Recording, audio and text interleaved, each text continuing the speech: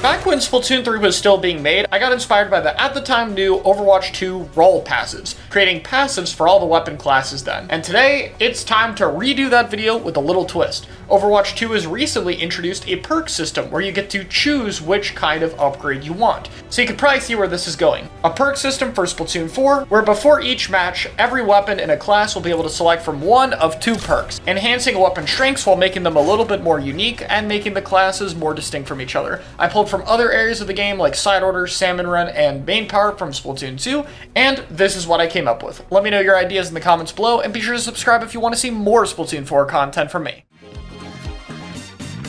Let's start with the rollers. One perk idea I absolutely had to have was taking advantage of rolling. That's obviously an effect that's really hard to have be important at higher levels of play, since rolling's just kinda slow and pathetic. So let's make it more special by giving it a unique ink effect to make it more hazardous. Side Order has poison and sticky ink as negative effects, and we're going to combine them to make a new version.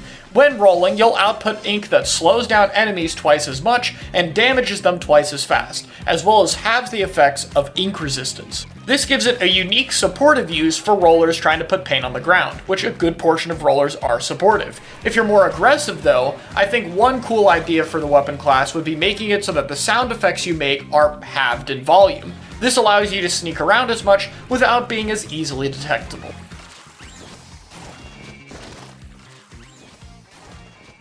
Let's jump to one of Splatoon 3's classes, the Stringers. One thing that I think is really good about this class is that it has a very easy time hitting stray damage on an opponent with multiple bullets and sometimes explosions, but landing precise hits can be hard. So let's reward the stray hits more. Any hit from the Stringers will now give you a thermal ink effect for about 5 seconds, giving you better tools to go for crazier shots. Its other perk idea will be working towards higher special count to manage the weapon's flexibility a little bit more in the anchor slot. With this perk, any kill or assist obtained by the main weapon's damage only will add 5 extra points towards your special. Jumping to Splatoon 2, we have the dualies. One of the most obvious ones could be a safer, new attack method, a hitbox on the dodge rolls similar to the grizzco dualies.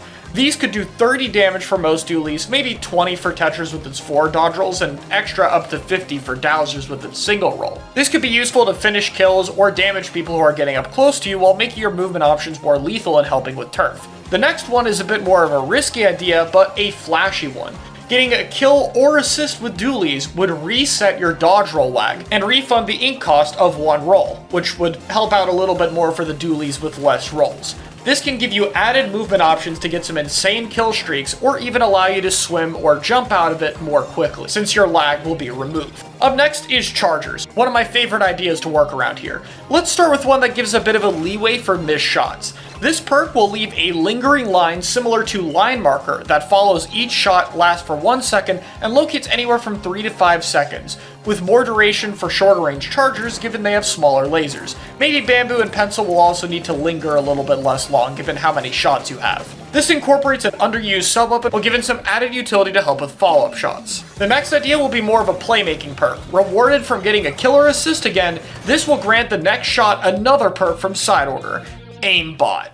Okay, just kidding, that's way too broken. How about the next shot would have a charge time reduction of about 25%, giving a high playmaking opportunity for a follow-up shot after getting a quick kill, if you're able to land it.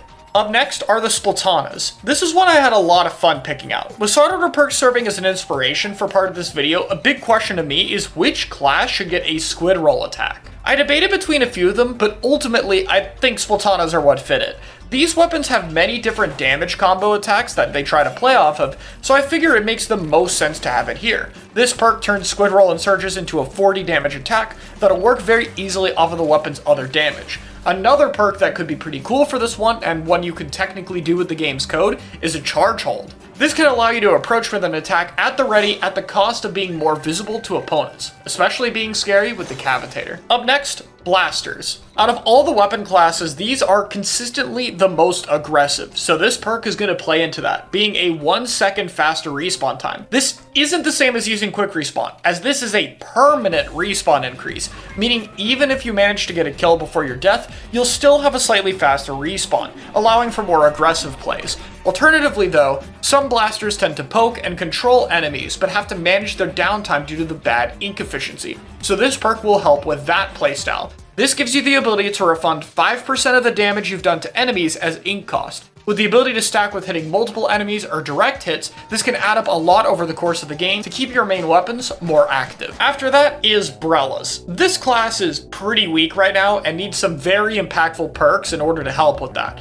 So let's get started. The first one of these is improving their tanking power by converting 10% of all damage dealt by Brellas into health regen. This gives them a way to tank for longer with well-placed shots. Though if the health regen seems a little too broken, it could instead be a 20% conversion into regenerating the shield HP. But I think the player health is more interesting, and since it's only 10% of the damage you deal, I don't think it'd be overtuned or anything. The second perk idea will be about making Brellas fight a bit better rather than being more tanky, which would just be a rough overall 5% damage increase. This helps for more combat-focused players who want to get more consistent picks, helping with things like Brella's pellets being able to combo like they did with old damage even though it isn't as high, recycle being closer to a one-shot, tent being more consistent, and undercover gating a shield combo. Obviously, compared to the other perk, you'll be a lot less tanky, but if you're going for more kills with the weapon, I think it would be a better option.